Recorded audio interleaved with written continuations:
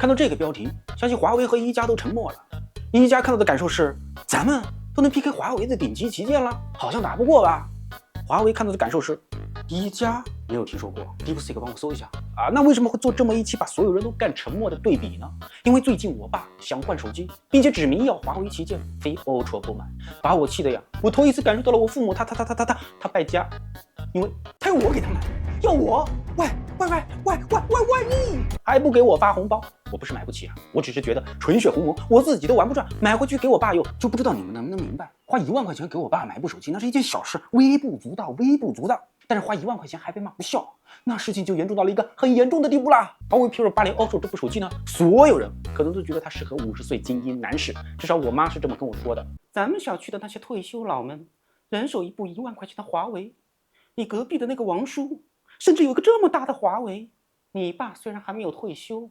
但也不能在这件事情上输给他们。但经过我的仔细分析，我觉得至少这一代的 P80 Ultra 它并不适合我爸这样的50岁精英男士，反而是一加13，经过我努力的论证，它是所有旗舰手机里最具性价比的，不仅适合50岁精英男士这个群体，甚至比一加自己设定的19岁纯情男大们更适合。我们来仔细的掰扯。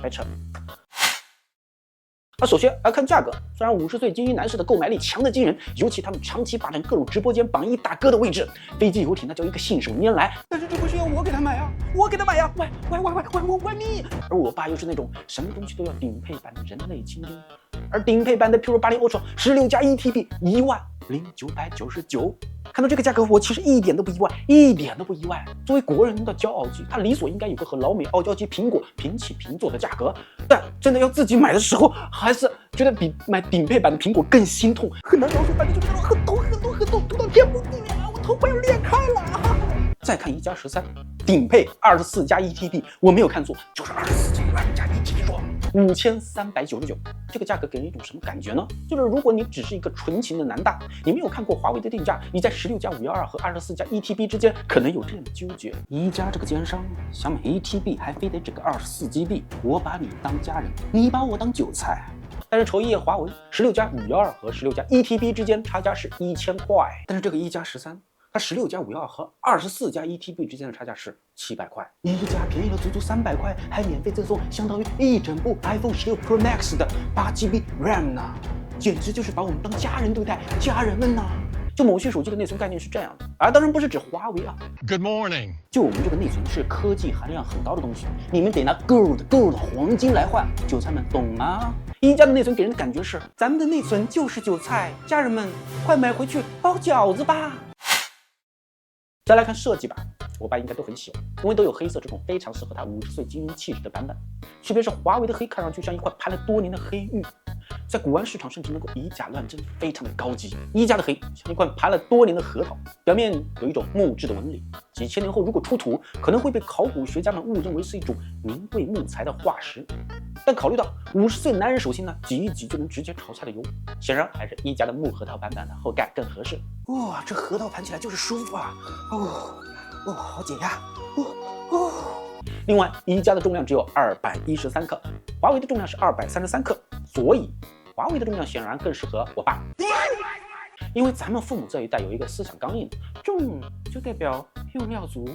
用料足就代表质量好。至于这个后摄模组，我也不太清楚我爸对于摄像头的审美喜好。但是如果站在人类的审美角度，我觉得一加13应该更容易接受一点，对吧？然后这个防护等级上，一加13要比P80 Ultra 多了一个 IP69，就是在 IP68的基础上增加了防高压、高温、水柱冲洗。这个功能就很有性价比了，对于我爸来说很重要。我们知道这个老男人，他可不会像那些只会加班挤地铁的小年轻们，他们的社会活动非常的丰富，有非常多的场景需要 IP69的防护，比如去洗脚城泡脚的时候要盆底了，蒸桑拿的时候还要斗地主，大夏天钓鱼的时候遇到了酸雨，打麻将的时候保温杯里105度的开水不小心碰倒在了手机上，等等。再看指纹，那肯定是一加13更适合我爸。你们无法相信一个50岁男人的手，他们的指纹会脱落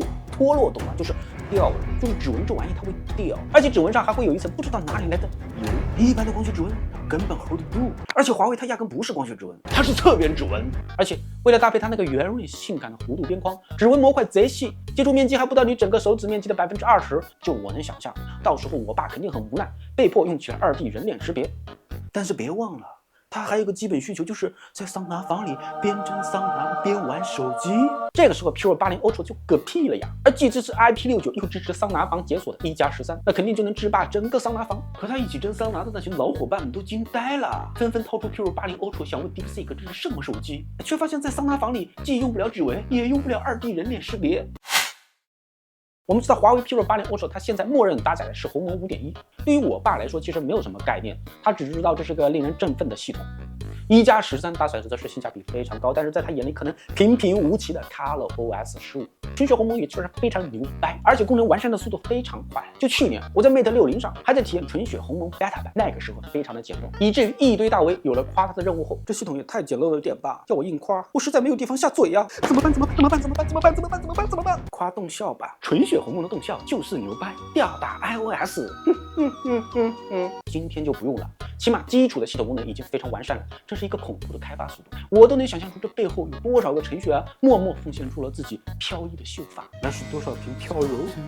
都拯救不回来的忧伤。但是对比1+13的 ColorOS， 纯血鸿蒙它就是单纯的还没有那么好用，主要的问题是在于第三方应用。我们知道的是，目前纯血鸿蒙上的应用分2种，第一种就是程序员们疯狂加班，把原来的安卓 iOS 应用开发出了一个鸿蒙版。第二种就是没有程序员加班的 APP， 鸿蒙就搞了一个转译平台卓易通，通过卓易通就可以安装鸿蒙应用商城没有的应用。对于我爸来说，没有这个概念，他只是会有一些困扰，比方说他有时候会去一个很远的地方玩，晚上通常会给我妈发晚安马卡马卡的表情包。通常你在微信上敲马卡马卡这4个字，就会蹦出来表情包，对吧？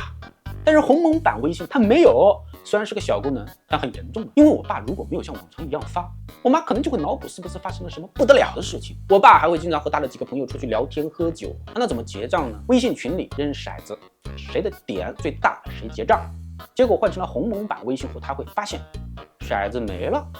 我爸还会经常用微信斗地主，但是鸿蒙版的微信小程序问题有点多，比方说小程序没法悬浮起来，有时候我妈给他发消息他4个2丢出去了，正在享受巅峰快感，结果回个消息还要退出了再找回来。其实听上去这个操作好像也没有那么复杂，对吧？但是对于一个50岁的男人来说，每一步都是艰难的，整个过程可能要花好几分钟。等他终于重新点开了斗地主，就会听到那个忧伤的音乐响起了。对，就是这个音乐。他摸了摸额头的秀发，在秋风中手持华为 Pure 80 Ultra， 眼神中满是无尽的哀怨。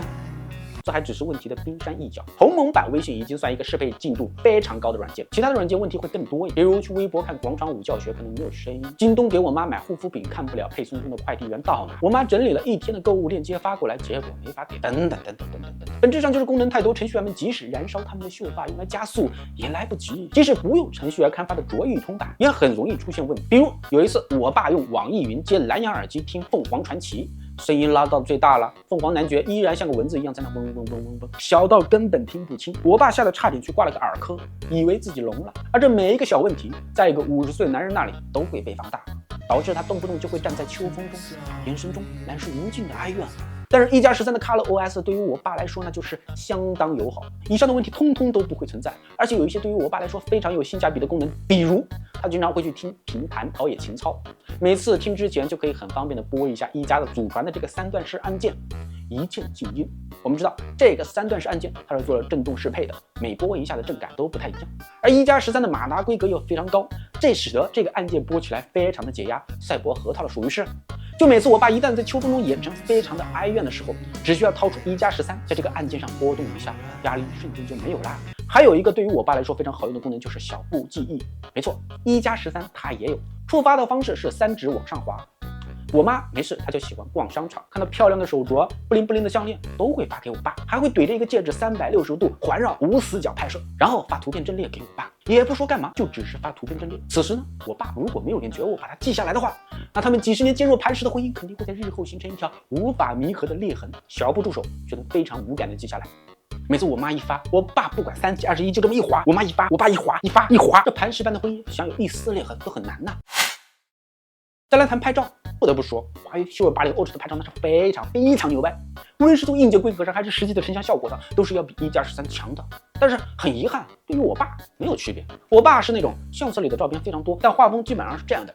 脸部呈一道虚影的小孩，四肢呈一道虚影的狗，没有对上焦的花，云雾缭绕，构图诡异的麻将室，还有我妈发的保时捷指360度特写的图片阵列。面对这样的艺术家，在他面前谈画质，那就是亵渎艺术。这也是为什么我在给我爸买手机的时候，正眼都不瞧一下诸如 OPPO Find X8 Ultra、小米15 Ultra 这些影像旗舰们，因为犯不着啊。买旗舰是孝顺，买奥利奥旗舰对于他们来说就是累赘啊，所以我才盯上了一加13这个影像稍弱版的旗舰手机。毕竟省下来的钱还可以给他们买一堆能够增重提升质量的手机壳，而且一加13它有个对长辈们非常友好的模式，就是闪拍。有了这个模式，我爸的相册里应该就很难有一道虚影的小孩或者四肢一道虚影的狗了。我知道 P80 Ultra 它也有，但它需要单独切换一下。而一加13它是默认触发。我爸这样的50岁优质男性，对不起，他拍照只会用默认模式，底下的各种模式不存在的。人类到了一定的年龄就喜欢大道至简。还有个我爸的刚需功能就是拍人像啊，更具体一点的就是拍我妈。OPPO系的那种人像你们懂，它就是能给我妈提供极高的情绪价值。老娘50多了，依然是小珍一枝花。其实没有啥好聊的。P50 Ultra 的性能是啥样子，你们应该很清楚，但是我们也不好说什么，对吧？我们只能默默的祝愿它能够早日把高通和苹果踩在脚下，带着我们的经济和科技起飞，然后顺便让我们摆脱996，不再做廉价的科技劳动力。其实日常的应用还是蛮流畅的，但和一加13的差距还是有的，尤其是着易通应用。其实问题也不大，就是会损耗一点性能，会多耗一点电，会多占用一点运存，会更容易发热，启动速度会稍微变慢一点，流畅度会下降那么一丢丢，可能会漏掉一些消息，但是整体上问题不大。而一加13就是那种它差不多就是东半球最流畅的手机了。尤其如果你买的还是24加 1TB 顶配版，游戏的表现也是这样。虽然一加也没有说一加13是游戏手机，但是你又很难找到一部在游戏上能碾压它的手机。尤其如果是顶配版，唯一能和它正面硬刚的，那可能就是顶配版的红魔了。但是我爸除了玩斗地主，我好像也不会玩其他游戏了。也不是，他应该还会玩 QQ 飞车。在我差不多还是初中的时候，他就经常带着我在老街广道、玫瑰之恋、彩虹风车岛修他那个神乎其技的漂移。印象中那个时候他还很年轻，和现在的我差不多。为什么不告诉빨리 좀 받아。 OK， 通过对比，你们有没有发现一个奇怪的现象？就所有人都会以为啊，华为的顶级旗舰就是这个世界上和40-50岁优质男性最搭的一部手机，但是不知道华为自己有没有意识到啊？